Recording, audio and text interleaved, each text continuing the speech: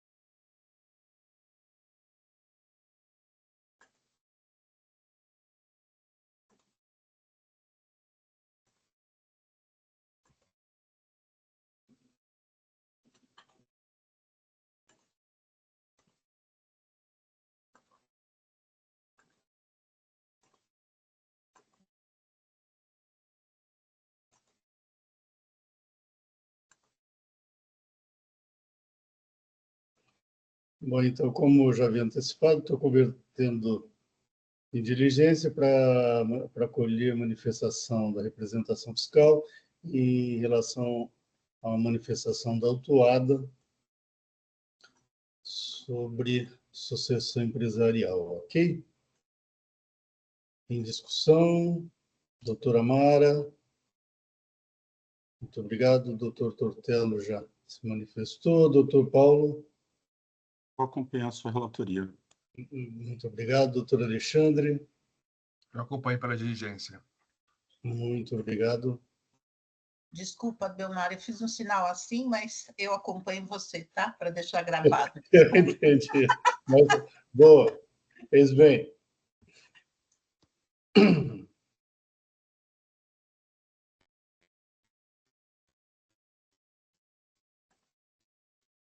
Quórum.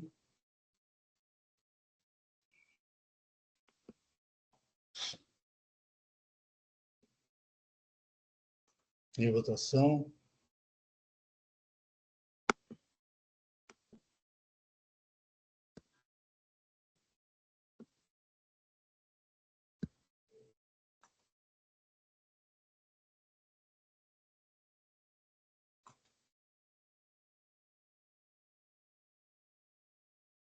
Doutor Paulo, não veio.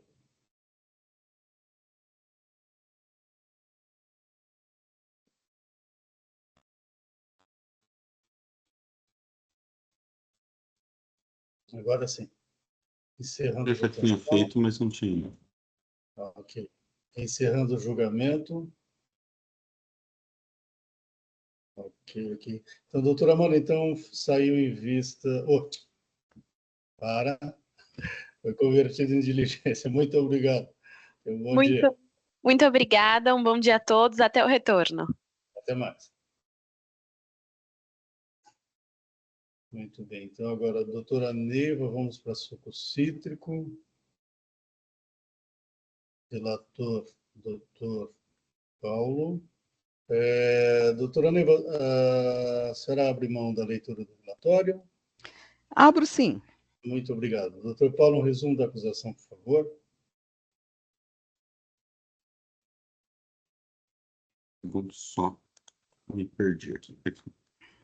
São duas acusações, né? A primeira é deixar de pagar o ICMS, em razão de ter sido indicado operações de remessa para formação de lote para exportação nos documentos fiscais, porém não houve comprovação documental da efetiva exportação de parte das mercadorias, nem tampouco comprovante do recolhimento do imposto devido após esgotar o prazo previsto. E o item 2, deixou de pagar o ICMS, em razão de ter sido indicada a operação de remessa para a formação de lote para exportação dos documentos fiscais da mercadoria farelo de polpa cítrica, porém a exportação não foi efetivada em razão da mercadoria ser reintroduzida no mercado interno. Essas são acusações, presidente. Muito obrigado, doutor Paulo. Doutor Dortello, tem pedido de sustentação oral da representação também. Então, eu vou passar primeiro para a doutora Neiva, depois eu passo para o senhor, ok? Muito obrigado. Doutora Neiva, vamos lá, fique à vontade, seja bem-vinda. É uma honra revê-la. A senhora que já foi juíza nesse tribunal, já foi uma grande auditora fiscal, na época, agente fiscal de rendas. É um prazer revê-la. Por favor. Muito obrigada, doutor Belmar, pela deferência tão gentil. Para mim é uma honra também imensa estar aqui fazendo, né, essa defesa perante a Câmara, que cumprimento na sua pessoa a todos os demais integrantes. Bem, passando então diretamente ao que interessa aí, e que eu acredito que é o ponto principal dos autos, né, o item 1 do auto de infração, que se instalou aí uma discussão entre uma parte, né, da fiscalização, especificamente ali na DRT de Araraquara, de não aceitar como normais diferenças em peso, na quantidade em peso de suco de laranja a granel que é exportado pela Cutrale. Porque eu digo que é um entendimento assim pontual, né?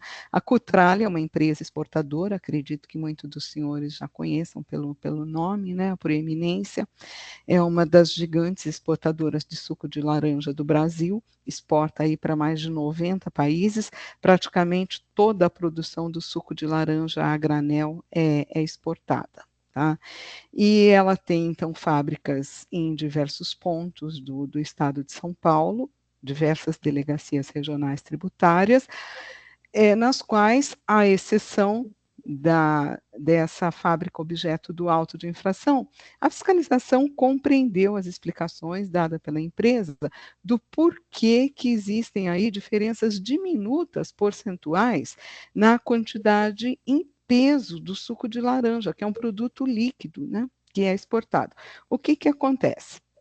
A gente providenciou até um laudo técnico mostrando aí como é feito todo esse carregamento do suco de laranja, desde a sua saída da fábrica até o descarregamento do produto no terminal portuário. Então, o que acontece?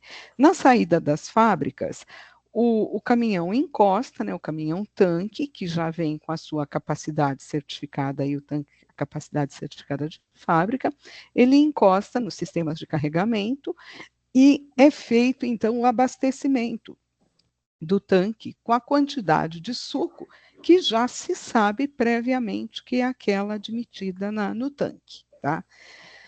Mas isso precisa ser levado para a nota fiscal de remessa para formação de lote de exportação em quilogramas, né? E não em medidas de volume, como seria até o normal. E por que que precisa ser levado em medida de peso, né? De massa, em quilograma e não em volume? Porque a Receita Federal assim exige, né? Nas normas lá do regulamento aduaneiro, tudo mais, é dito que a quantificação das mercadorias precisa ser expressa em quilogramas, tá? Então, o que que é feito nesse momento? No sistema já, completada a vazão, conhecido o volume, né, se aplica a fórmula da física, densidade igual a massa sobre volume, e se extrai, então, o peso ali da carga levada. Aí esse caminhão, esse tanque, ele recebe todos os lacres de segurança, como está referenciado no laudo, que acompanhou todo um processo aí de transporte. Então ele chega lá no terminal, no caso no terminal portuário de Guarujá. No terminal ocorre uma primeira pesagem do veículo carregado, com motorista dentro, combustível, tudo mais. Essa primeira pesagem na entrada do terminal. E aí o caminhão vai para a área de espera para fazer o descarregamento do suco. Então ele fica lá aguardando. Quando chega a vez, ele é levado para a área de descarregamento, onde são removidos os lacres de segurança, feita a inspeção visual da carga, acoplados também os equipamentos aí automáticos, né, para fazer o bombeamento do suco de laranja do tanque para o interior do terminal, para o recinto alfandegado. Concluído esse descarregamento, o caminhão é novamente pesado, né, o veículo é novamente pesado. A diferença de peso, né, entre essa segunda pesagem no terminal e aquela primeira, quando o caminhão entrou no terminal, ela é adotada como sendo a quantificação em peso daquele volume do suco de laranja ali entregue no terminal para exportação. Tá? Como são métodos diferentes de medida aí da quantidade, não digo nem que é medida da quantidade, porque ela não é precisa de toda forma, né? Ela é obtida aí por conta, né, aritmética. Então, essa diferença, representando aí a quantidade em peso do suco de laranja descarregado, ela é que é levada ao documento de exportação, né, a Declaração Única de Exportação da Receita Federal. E assim é feito. A Receita Federal averbou todas as operações que são aí objeto do AIM, né? Então, toda a exportação se encontra atestada. O que a gente tem é essa diferença, tá? Que ela tanto pode ocorrer na quantificação para mais ou para menos, varia, né? Às vezes, em relação à quantidade em peso que saiu da fábrica, ela é maior lá no terminal, tá? Por essa conta, né? Ela acaba sendo maior. Então, para regularizar, o que que a empresa faz? Tanto na situação em que o peso lá no porto é maior quanto é menor, ela emite a nota fiscal complementar, né, prevista no artigo 182, inciso 3 do regulamento do ICMS, que, ao se aplicar para ajustes de quantidade de mercadoria, obviamente pode ser tanto para uma quantidade maior quanto uma quantidade menor. Então, quando a quantidade é maior, é feita uma nota fiscal complementar de remessa daquela pequena diferença do suco. Né? E essa remessa também é simbólica, porque, evidentemente, não sai mais suco da fábrica, ele já saiu lá atrás. Né?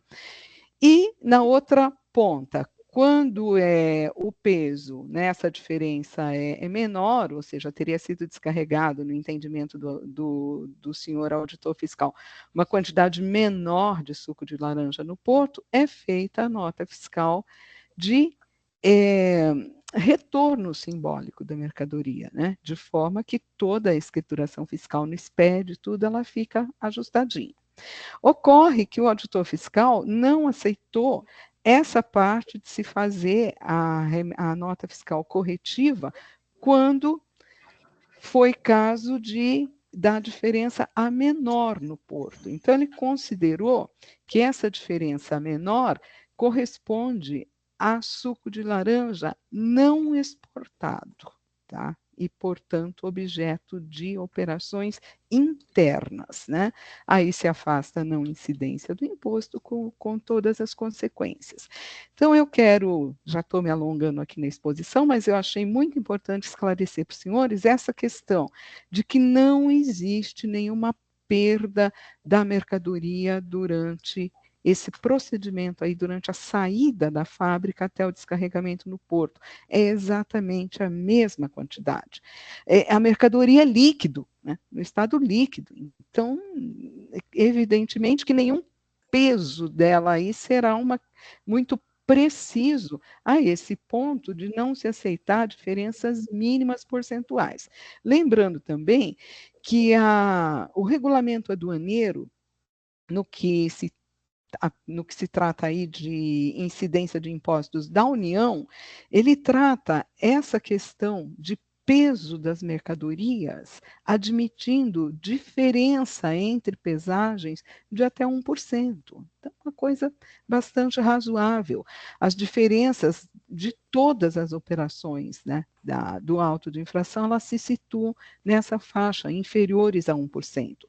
No caso aí, totalizam no AM 0,79%, tá, de diferença de peso da carga, né?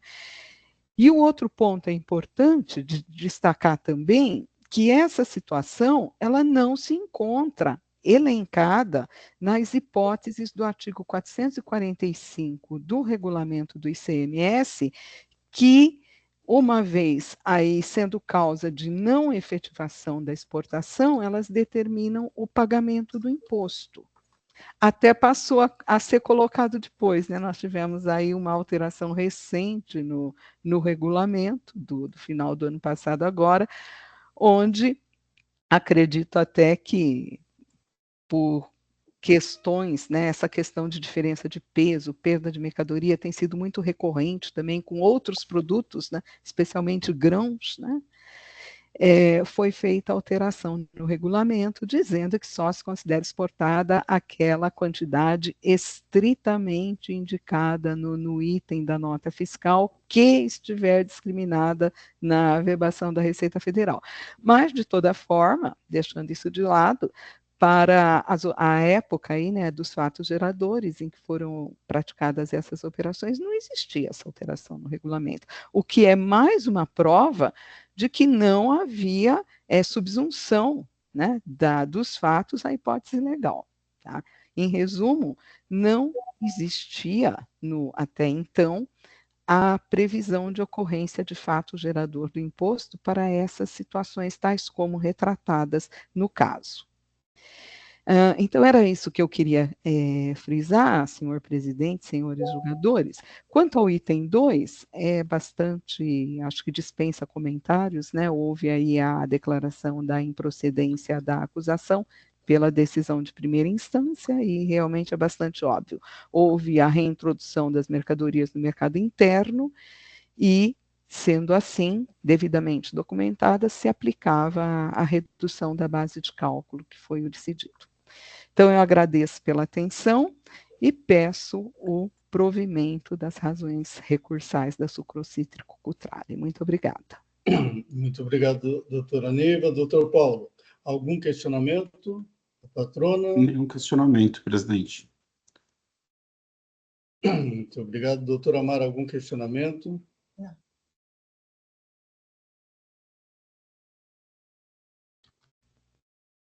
Doutora Mara? Não, nenhum questionamento. Ok, obrigado. Aqui eu não estou vendo a tela agora. Uhum. O doutor, representação fiscal, desculpe, eu cortei a ordem.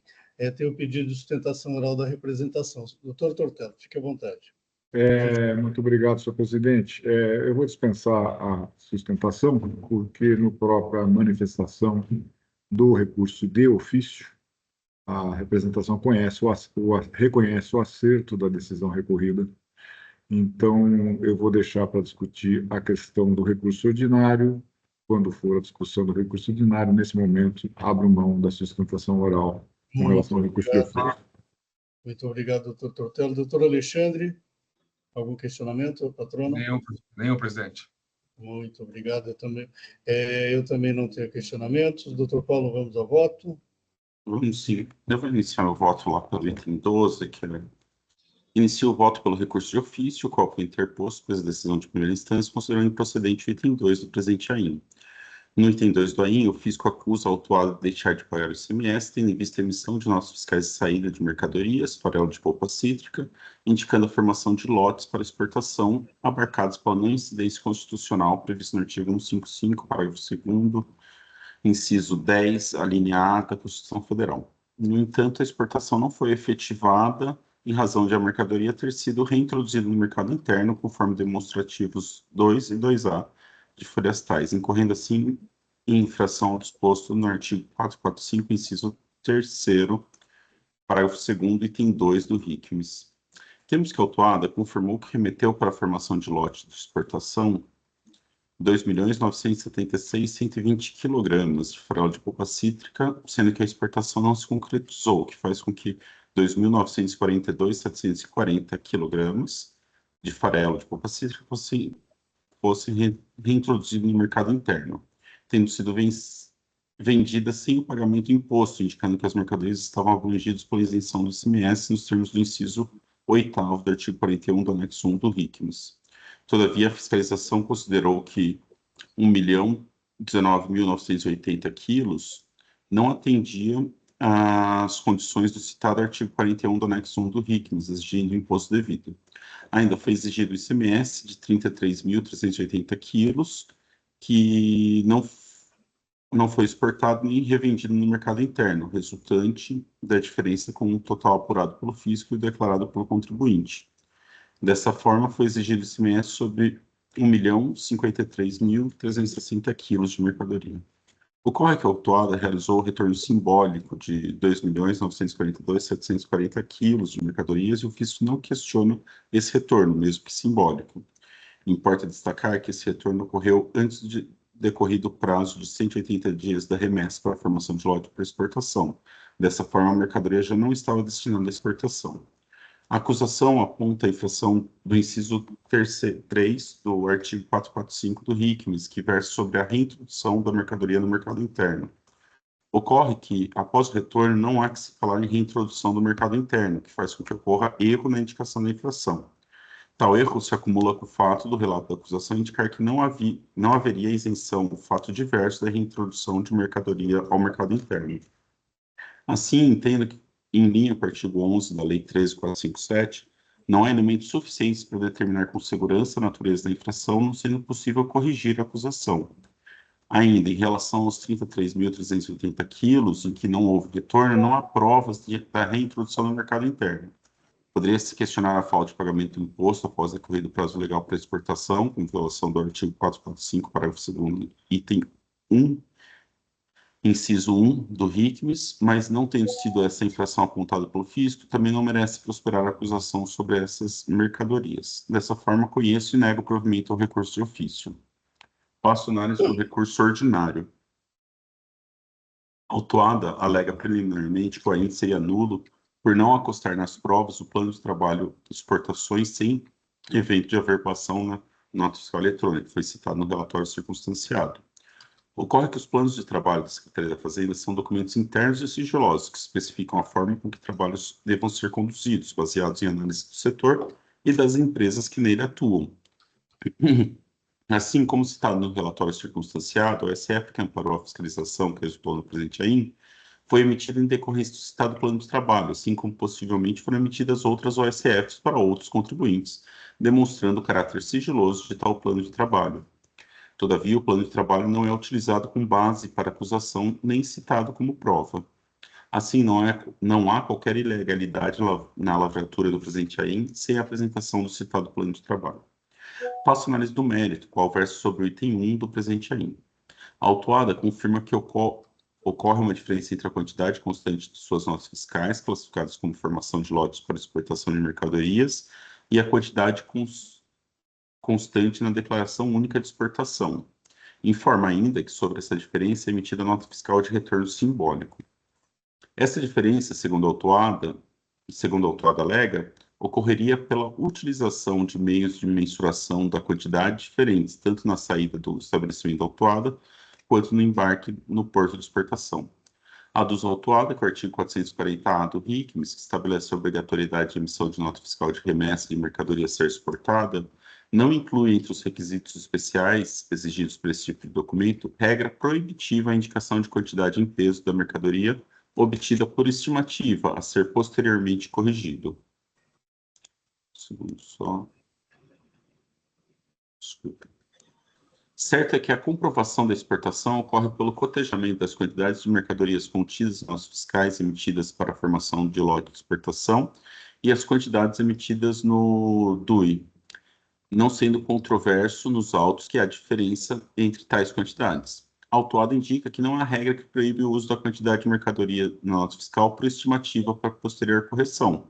Ocorre que o artigo 127, inciso 4º, a linha F do RICMES, informa que a quantidade dos produtos é informação obrigatória nas notas fiscais, não deixando qualquer margem para indicação de quantidades estimadas. Também não há na legislação normativa que permita, nas operações autuadas, a emissão de nota fiscal de retorno simbólico para a correção das quantidades ocorridas por diferença de métodos de medição da quantidade. Não se nega que o laudo acostado aos autos pela autuada aponte que podem ocorrer diferenças nas formas de medição das quantidades de mercadoria, sendo que tal fato pode ser uma característica particular da operação da autuada. Todavia, caso assim entenda, o correto procedimento pela autuada seria a solicitação de um regime especial, no qual o fisco poderia determinar os controles que entendesse necessário e as formas de emissão dos documentos fiscais para a situação particular da autuada. Ante o exposto, conheço do recurso de ofício e nego provimento, e conheço do recurso ordinário e ele também nega provimento. É assim que voto, presidente. Muito obrigado, doutor Paulo. Em discussão, doutor Tortello, representação fiscal. Nada a acrescentar, senhor presidente, além de cumprimentar o relator pelo voto bastante minucioso e esclarecedor que deu. Muito obrigado. Doutora Mara, Nada a acrescentar. acompanha o relator, é isso? Isso. Ok, muito obrigado. Doutor Alexandre, Eu acompanho o voto do relator, presidente. muito obrigado. Eu também acompanho o voto do relator. Com isso, encerramos debates. Quórum.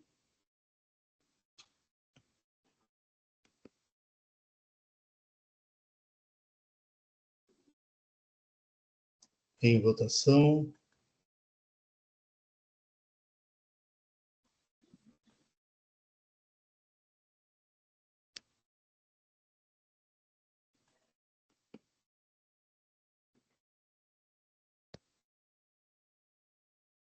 Encerrando a votação. Encerrando o julgamento.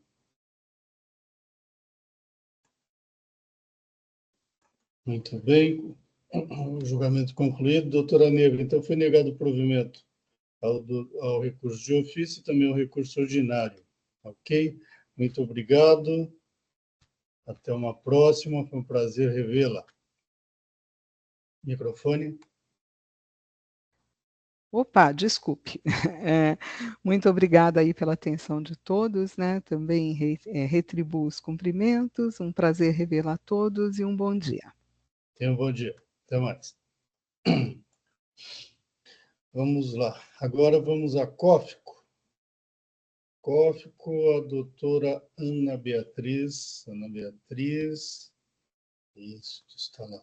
Doutora Ana Beatriz, o relator é o doutor Alexandre. A senhora dispensa a leitura do relatório?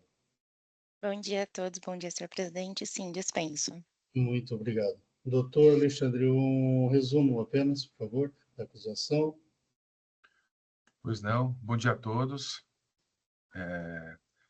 Aqui a empresa COFICO International Brasil, ela é autuada aqui, consta só de um item do auto de infração, é acusada de falta de pagamento de imposto na remessa de mercadorias para o mercado externo, em razão de perdas ocorridas, alegadas pela contribuinte, e perdas ocorridas nesse processo de exportação. A empresa ajustou os valores em conta gráfica e realizou o pagamento. Diz, né, ela entende que teria feito o pagamento ajustando as quantias por conta gráfica. processo mantido em primeira instância e vem a julgamento de recurso ordinário agora. Ok, doutor Alexandre, muito obrigado. Doutora Ana Beatriz, fique à vontade para sustentação oral. Bom dia, senhor relator. Agradeço pelas palavras iniciais. E, como bem descrito, trata-se de um auto de infração lavrado sob a acusação de que a recorrente não teria recolhido ICMS por GARI, incidente sobre as operações de exportações não realizadas. Fazendo um breve contexto aqui das atividades da recorrente, quando da comercialização das commodities para o exterior, é bem comum que haja a ocorrência de perdas durante o escoamento das mercadorias, especialmente ao açúcar bruto, que é objeto desse auto de infração. Ao finalizar a safra, a recorrente apurou o volume perdido, tanto no transporte como nos terminais, e realizou a baixa no estoque, acompanhada da emissão tanto da nota fiscal de retorno simbólico quanto da quebra técnica. E em relação às exportações não realizadas, a recorrente realizou o pagamento de ICMS, apurado com o saldo credor continuado mediante lançamento em conta gráfica na sua apuração mensal. E aqui que cinge o grande debate do presente auto de infração. Nesse sentido, acho que tem três pontos importantes que merecem destaque, que foram abordados em recurso ordinário. O primeiro ponto que merece destaque é em relação ao relatório circunstanciado. Em sede de defesa, a recorrente argumentou sobre a importância e a essencialidade do referido documento, e a decisão recorrida, de maneira totalmente singela e simplista, afastou essa alegação sob o único fundamento de que não existia obrigação legal para tanto. Contudo, este entendimento não merece prosperar por duas razões. O primeiro é que o relatório circunstanciado se mostra totalmente basilar para assegurar e validar o ato administrativo do lançamento e, por outro lado, possibilitar a recorrente a ampla defesa e o contraditório. O segundo ponto é que há jurisprudência administrativa que dispensa o relatório circunstanciado quando estiver seguramente demonstrado a infração por diversos outros documentos, o que também não é o presente caso. Sem o relatório, tanto a autuada quanto os ilustríssimos jogadores devem analisar todas as provas constantes dos autos para presumir os motivos determinantes da autuação. Além disso, a dota administração fiscal está, a despeito de reconhecer que o imposto foi lançado em conta gráfica, não efetuou o estorno do montante do crédito apropriado, tampouco intimou a recorrente para fazê-lo, com a devida recomposição do saldo credor, e, muito pelo contrário, optou por exigir o imposto em duplicidade, uma vez que foi realizado em conta gráfica e agora exige-se por meio de GARI. Tais fatos, por si só, fragilizam e tornam nula a presente autuação por sua incerteza. Um segundo ponto que merece destaque diz respeito ao pagamento por conta gráfica. A decisão pontuou que o recolhimento foi realizado de forma diversa do previsto na legislação, assim como destacou que o pagamento por GARI e a compensação são modalidades distintas da extinção do crédito tributário. Porém, não há qualquer disposição legal que aborde que a compensação em conta gráfica, em virtude do pagamento realizado de maneira diversa da disposta em lei, não extingue o crédito tributário. E é importante destacar também que a decisão reconheceu o pagamento, ainda que tenha sido realizado de modalidade diversa do que entende como correta, e isso por si só afastaria a acusação e as penalidades impostas quanto à ausência de recolhimento de ICMS. Somada a isso, a decisão está totalmente atrelada e apegada à forma do que é o efetivo recolhimento, e este egrégio tribunal já vem decidindo que prevalece a verdade material, neste caso, seria a compensação gráfica, ao formalismo legal, que no caso seria o recolhimento por GARI. Este ponto também de pagamento por conta gráfica foi reconhecido no relatório, no relato da infração, desculpa, de que a recorrente realizou o pagamento do imposto, porém de forma diversa, de forma que o ICMS exigido já foi extinto.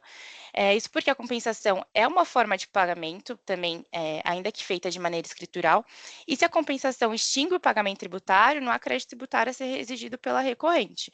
E, de modo a comprovar toda essa compensação realizada, foi apresentado todo o fluxo contábil e fiscal à autoridade fiscal. Inclusive, não há qualquer controvérsia quanto à legitimidade, quanto ao valor ou quanto à própria compensação realizada ali em escrita fiscal. Nesse sentido, ao exigir o imposto mediante GARI, sem ao menos oportunizar a recorrente o estorno dos créditos apropriados, há clara exigência de imposto em duplicidade. E é inquestionável que essa exigência configura um enriquecimento sem causa, vez que a autoridade fiscal, apesar de reconhecer, desconsiderou o lançamento realizado em conta gráfica para fins de exigência do imposto. Por fim, o terceiro ponto que merece destaque diz respeito à redução da penalidade aplicada. Ao afastar o argumento da relevação da multa, ainda que de maneira indireta, a decisão entendeu que a não aplicação do benefício da relevação da multa torna-se totalmente discricionária à autoridade julgadora, uma vez que a situação principal diz respeito ao recolhimento do imposto devido. E sobre este ponto é de extrema importância a gente destacar que não houve falta de pagamento do imposto, mas pagamento em formato considerado como inadequado pela autoridade fiscal. E não há qualquer acusação referente à prática de dolo, fraude ou até mesmo simulação. Assim, é possível constatar que a penalidade imputada recorrente foi, primeiro, equivocadamente enquadrada, porque não ocorreu a falta de recolhimento do imposto, uma vez que o imposto foi pago, mas não via GARI, e supera em muito o valor cobrado a título de tributo que, no caso, é o ICMS. Apenas para destacar os valores exigidos, o imposto prefaz um montante de R$ 1.630.447,10, enquanto a multa exigida é de 6 milhões. Então, a gente consegue observar um valor totalmente discrepante aqui em relação à penalidade aplicada. Não houve qualquer prejuízo ao fisco, uma vez que a recorrente utilizou do saldo credor para a quitação do imposto, e a única prejudicada, de fato, é a própria recorrente, porque além de ter reduzido seu saldo credor, está sofrendo com a presente exigência, sem qualquer recomposição em conta gráfica, em duplicidade e ainda com uma penalidade extremamente abusiva. Por tais razões, requer a aplicação do artigo 527-A do regulamento de ICMS, a fim de que a penalidade seja relevada ou ao menos reduzida, considerando o formalismo exigido no presente caso, e, paralelo a isso, requer que seja julgado procedente, presente recurso ordinário, por consequência, o cancelamento do auto de infração. Muito obrigada. Muito obrigado, doutora Ana Beatriz. Doutor Alexandre, algum questionamento para a patrona? Nenhum, presidente. Muito obrigado. Representação fiscal, doutor Tortello. Também nenhum questionamento, presidente. Muito obrigado. Muito obrigado, doutora Mara. Também não. Muito obrigado, doutor Paulo. Nenhum questionamento, presidente. Muito obrigado. Eu também não tenho questionamentos. Doutor Alexandre. Voto. Microfone, por favor. Desculpe. Bom dia a todos mais uma vez. Eu vou ao meu voto.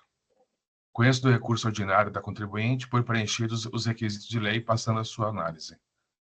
A alegação preliminar de nulidade do auto de infração por ausência de juntada do relatório circunstanciado, resultado em vício de motivação, não é acolhida, pois tantas informações constantes da descrição da conduta infracional apresentada no corpo do AIM, quanto as informações constantes do documento denominado Notas Explicativas, juntado às folhas 6, foram suficientemente claras ao detalhar a situação apurada pelo fisco. Eis o teor do documento de folha 6, que eu transcrevo aqui a seguir. Ademais, o relatório... Sigo no meu voto. Ademais, o relatório circunstanciado não se reveste de característica de peça obrigatória a instruir as acusações fiscais, sendo fato que a lavratura da acusação fiscal não descumpriu as regras do artigo 142 do CTN e 34 da Lei 13457, que também transcrevo aqui a seguir.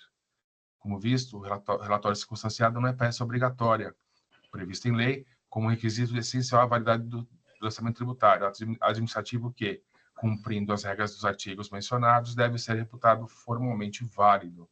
Nota-se ainda que o relato da infração, embora não seja extenso, foi suficientemente detalhado, descrevendo com clareza o fato gerador e as circunstâncias em que ocorreu, tanto que permitiu que a contribuinte elaborasse defesa e recurso com minuciosa e detalhada análise dos fatos, abordando as circunstâncias que envolvem a acusação fiscal, não se verificando, portanto, o alegado vício de motivação. Afasta, portanto, a alegação de nulidade do auto de infração por ausência de juntada do relatório circunstanciado. Também não é acolhida a alegação de nulidade do auto de infração, por não ter o AFR autuante realizado o estorno do montante do crédito apropriado pela contribuinte quando da aquisição das mercadorias que comercializou, pois não há na legislação de regência regra que determine a autoridade fiscal realizar a apuração de débitos e créditos do imposto para se apurar o montante do tributo devido quando constatada a prática de ilícito tributário. Uma vez constatada a infração à legislação tributária, deve o AFR autuante proceder à lavratura do auto de infração, sem que exista a obrigatoriedade de se notificar ao contribuinte para corrigir sua escrita fiscal, sobretudo porque, uma vez iniciados os trabalhos fiscais, se encerra a possibilidade do contribuinte utilizar do benefício da denúncia espontânea. No mérito, afirma a contribuinte a impossibilidade do fisco exigir ICMS em relação às remessas de mercadorias para o mercado externo, açúcar bruto VHP, que foram objeto de perda durante o escoamento para exportação, pois, estando enquadrada no regime periódico de apuração, realiza a apuração do ICMS mensalmente, nos termos do artigo 87 do regulamento, sendo o imposto pago em conta gráfica. Alega ainda que as mercadorias foram inicialmente remetidas para a informação de lote de exportação em operações não sujeitas à incidência do imposto, e quando finalizada a safra, realizou a apuração do volume de açúcar perdido, com a emissão de notas fiscais de retorno simbólico, com destaque do imposto e a baixa do estoque. Nessas operações, acabou realizando o recolhimento de ICMS por meio de conta gráfica, na apuração mensal, motivo pelo qual entende não haver tributo pendente de recolhimento. Com todo respeito ao entendimento cuidadosamente defendido pela contribuinte, entendo correto o norte definido pela decisão recorrida, pois o procedimento utilizado pela autuada, emitindo nota fiscal de retorno simbólico das exportações não concretizadas, referente ao produto objeto de perda e pagando o ICMS apurado mediante lançamento em conta gráfica mensal, não encontra previsão na legislação de regência do imposto. O procedimento deveria ter sido adotado pela contribuinte, enquanto previsto no artigo 445 do regulamento, que segue transcrito, e eu leio só o que importa aqui do artigo. O estabelecimento remetente deste Estado fica obrigado ao recolhimento do imposto devido, com observância do disposto no artigo 5º, em relação às saídas previstas nos itens 1 e 3 do parágrafo 1º do artigo 7º do regulamento. Nos casos em que não se efetivar a exportação, inciso 2, em razão de perda, extravio, furto, roubo ou perecimento da mercadoria, qualquer que seja a causa. Parágrafo 1º, o recolhimento por guia de recolhimentos especiais será efetuado dentro do prazo de 15 dias, contados da data da ocorrência do fato gerador, nas hipóteses dos incisos 1, 2 e 4.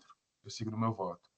Como visto, o regulamento do ICMS do Estado de São Paulo traz na regra supracitada procedimento próprio para os casos em que ocorre a perda da mercadoria remetida para exportação, procedimento por meio do qual deverá o contribuinte remetente efetuar o recolhimento do imposto no prazo de 15 dias contados do evento que resultou na perda do produto remetido para exportação, não havendo previsão de conduta alternativa a ser adotada por parte do contribuinte, ainda que financeiramente o resultado da operação se justifique.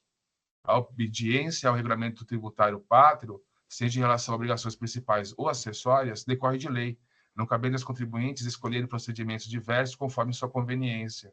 Caso entendam que a particularidade de suas operações demanda modificações dos procedimentos previstos em lei, podem requerer ao fisco de seus respectivos estados o deferimento de regimes especiais de tributação, que somente depois de deferidos autorizarão que sejam adotados procedimentos diversos dos previstos em lei para todos os demais contribuintes.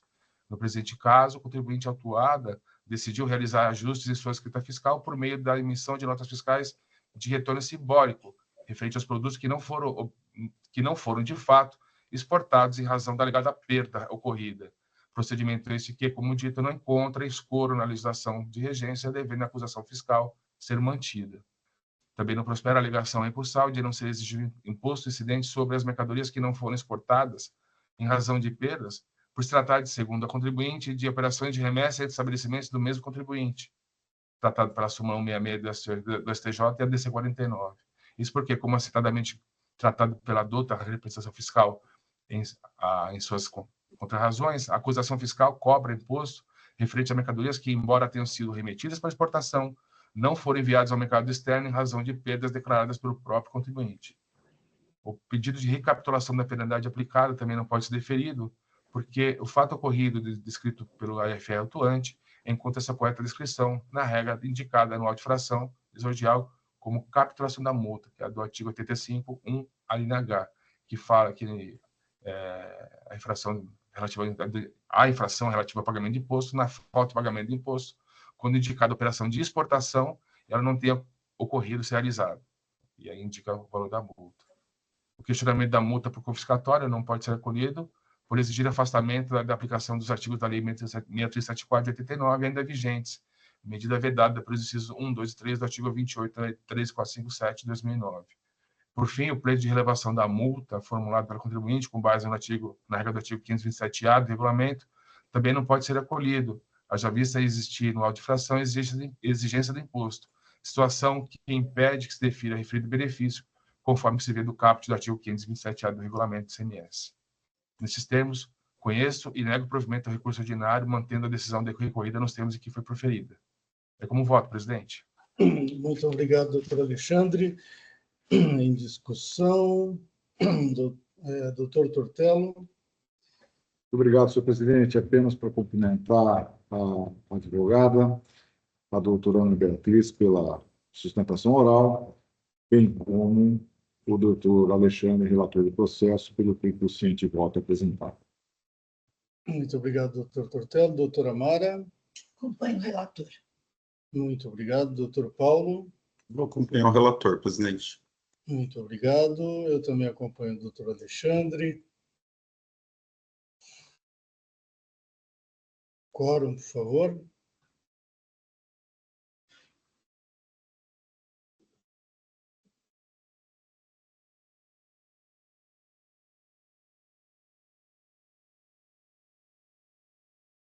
Em votação.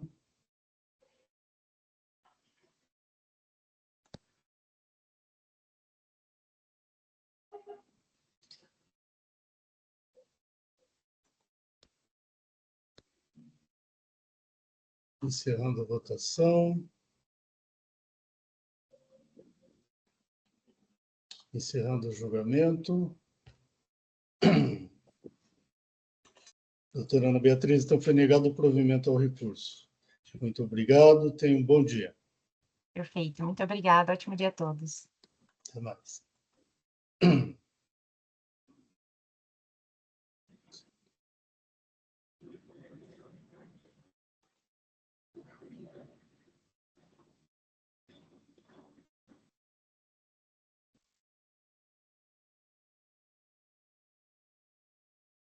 Muito bem. O próximo processo, eu sou relator, os próximos, na verdade, são dois, da CBD. A doutora Fernanda está presente. Está, estou vendo. Doutora Fernanda, os dois processos são muito parecidos. Vamos iniciar pelo final 373, ok? Ok. Eu já antecipei o... Deixa eu registrar aqui a sustentação oral.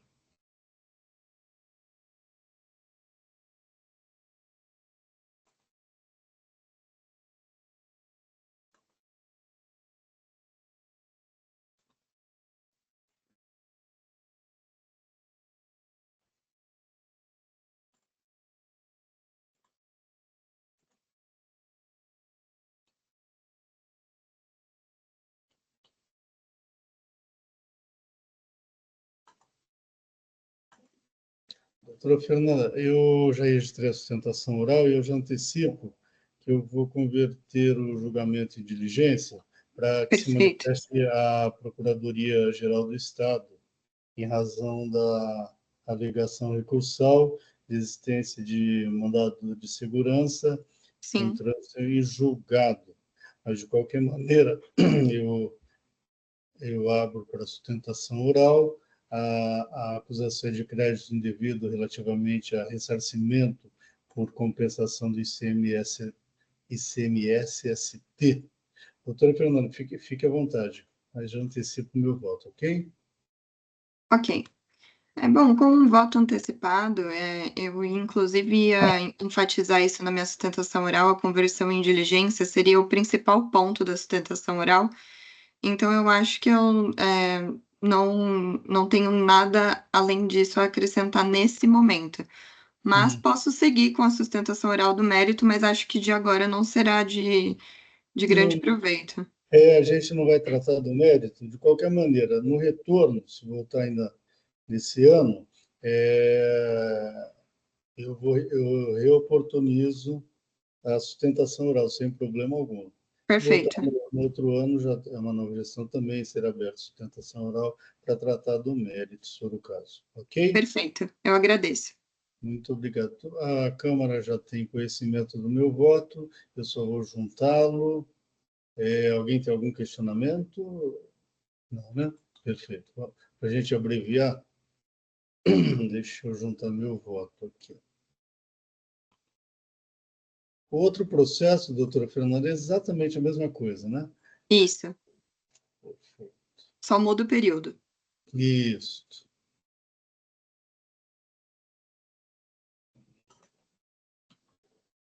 Só um minutinho que eu vou registrar o voto.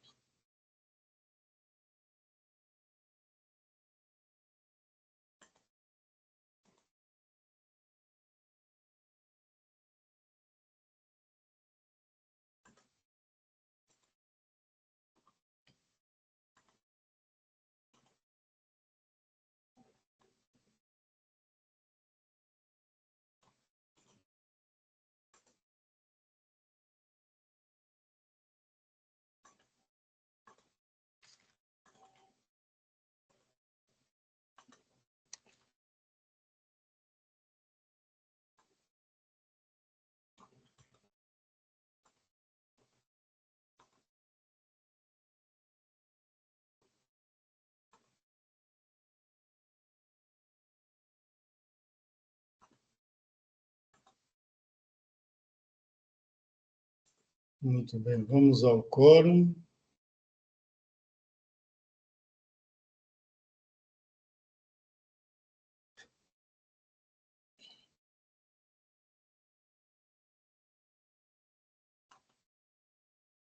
Em votação.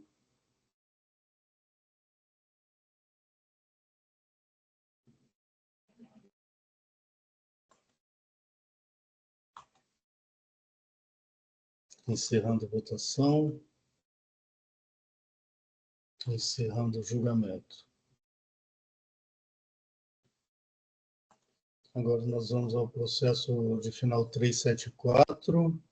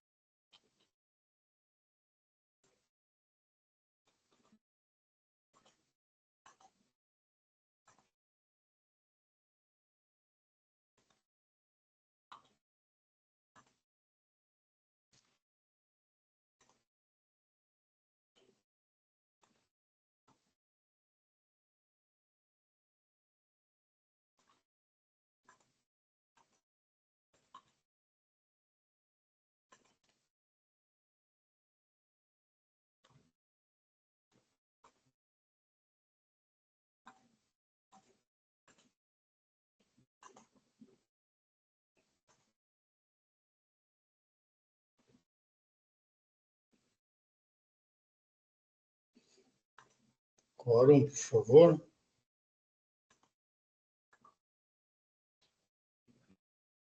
Estamos no processo final 374, ok?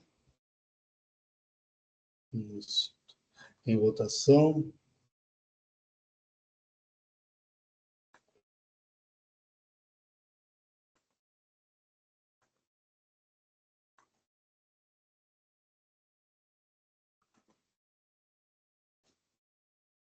Encerrando a votação. Encerrando o julgamento. Muito bem, doutora Fernanda, os dois foram convertidos em diligência, então, ok? Muito Perfeito. obrigado. Muito Até o obrigada. retorno. Até mais. Um bom dia a todos. Até mais. Até logo. Bom dia. Chegamos ao último processo da nossa pauta de hoje, Soropac, relatora doutora Mara. Doutora Mara, por favor. Só um minutinho, deixa eu só editar o voto rapidinho. Só um minutinho.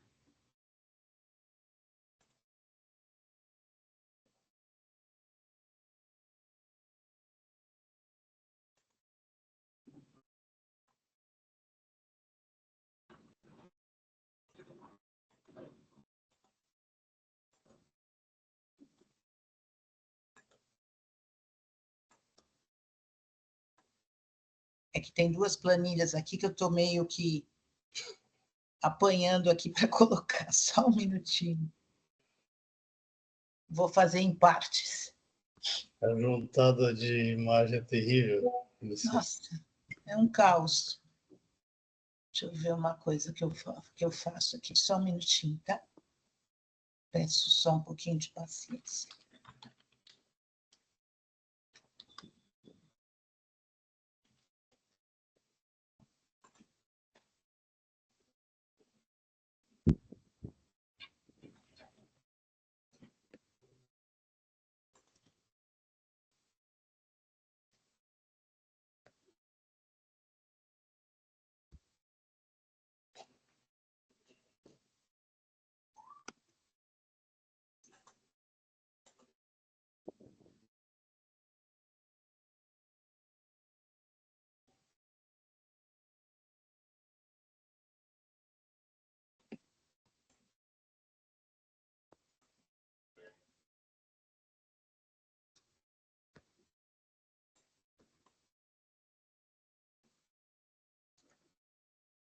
Pronto. Só um minutinho que eu vou ler, então. Eu vou registrar o voto. Isso.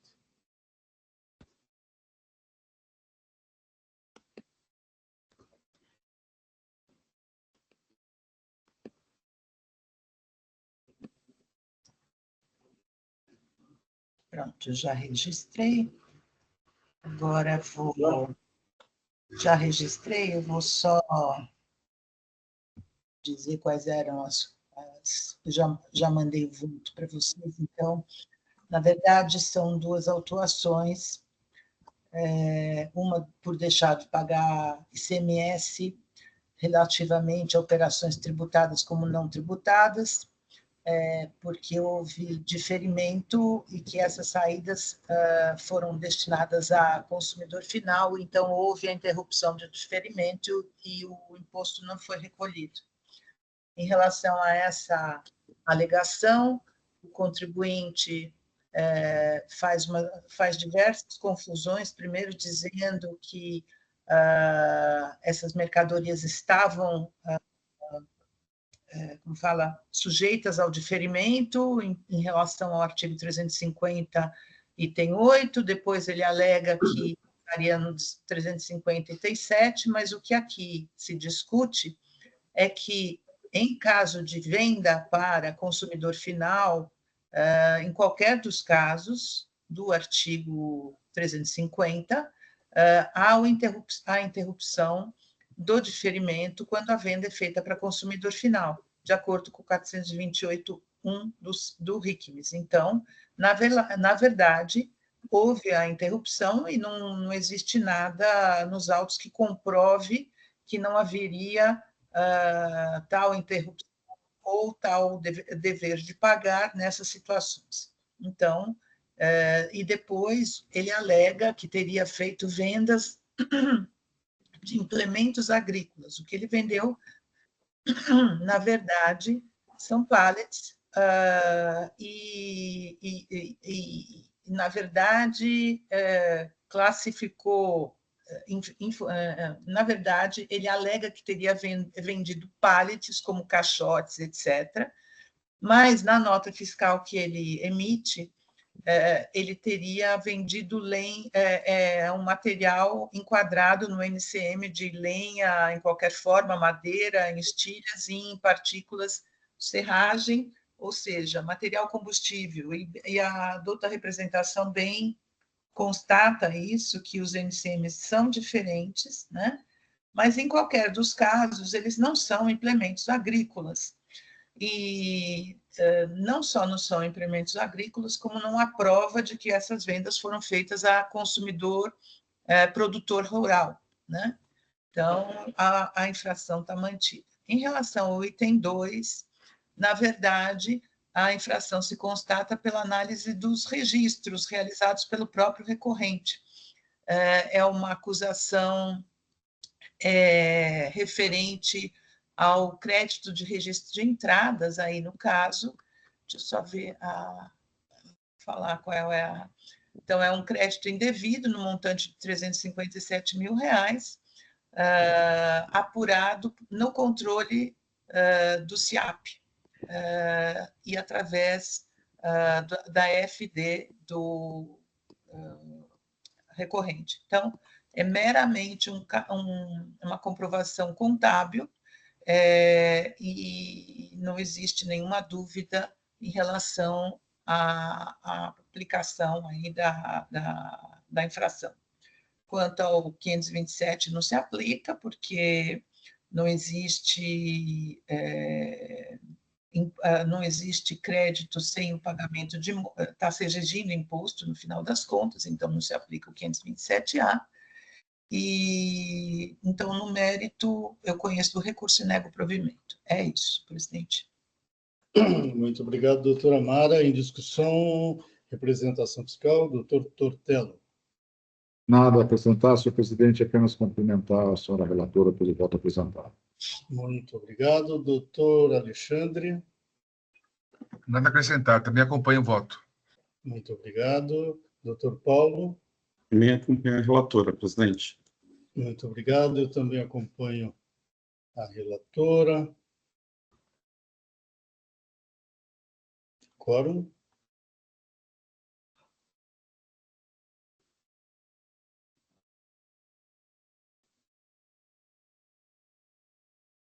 Em votação.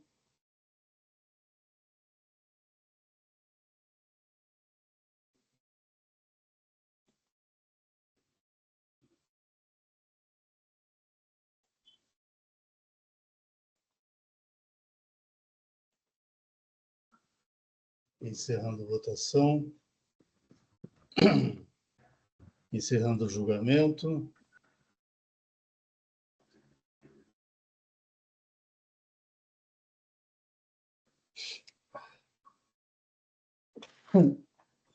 Me desculpe. Saúde. Mara, muito obrigado. Alergia mesmo. Bom, com isso, encerramos a sessão de julgamento da terceira Câmara Julgadora do Tribunal de Impostos e Taxas do Estado de São Paulo. Hoje é dia 19 de fevereiro de 2025. Muito obrigado a todos que nos acompanharam. Até uma próxima. Doutor Jailson, vamos encerrar a sessão, por favor. Encerrado, presidente.